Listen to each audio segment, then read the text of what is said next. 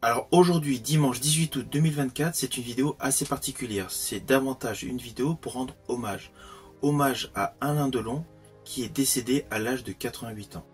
Alain Delon était un véritable monument du cinéma français. Il a une filmographie énorme. Il avait commencé en 1949 dans un court-métrage muet. Son premier rôle dans un film était en 1957. Il interprétait le personnage Joe. C'était dans le film Quand la femme s'en mêle d'Yves Allégret. Mais il avait véritablement explosé au cinéma en 1960 dans le thriller Plein Soleil. Alors Alain Delon a une filmographie énorme. Vous pouvez constater que je suis fan d'Alain Delon. Vous voyez plusieurs titres derrière moi. En fait, j'en ai beaucoup plus. Je n'ai pas la totalité des films d'Alain Delon, mais j'en ai une grosse partie. Car Alain Delon fait partie de mes acteurs français préférés. Parmi les anciens acteurs français, Alain Delon faisait partie donc de mes favoris.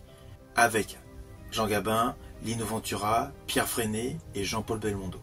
D'ailleurs, Alain Delon a joué 2 fois avec Jean-Paul Belmondo. C'était dans Borsalino et Une chance sur 2. Moi, en ce qui me concerne, mes 3 films préférés avec Alain Delon sont Le Clan des Siciliens, Mort d'un pourri et Le Guépard. Outre le fait que ces 3 titres sont mes préférés, j'affectionne énormément de films avec Alain Delon. D'ailleurs, récemment, sur ma chaîne YouTube, j'avais effectué une vidéo concernant 2 films avec Alain Delon, La Tulipe Noire et Zorro. Parmi ces films les plus récents, j'avais largement apprécié les 2 films de Jacques Deray sortis en 1993, Un crime et L'ours en peluche. Alain Delon était un véritable acteur complet.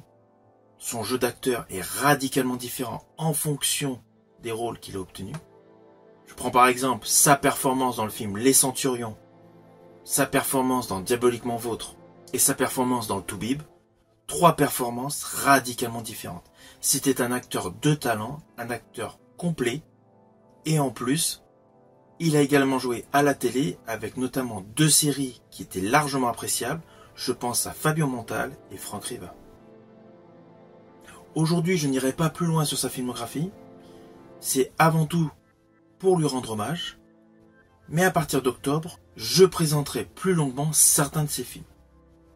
La seule chose que je peux vous conseiller aujourd'hui, c'est tout simplement découvrir ses films. Selon moi, c'est la meilleure façon de lui rendre hommage.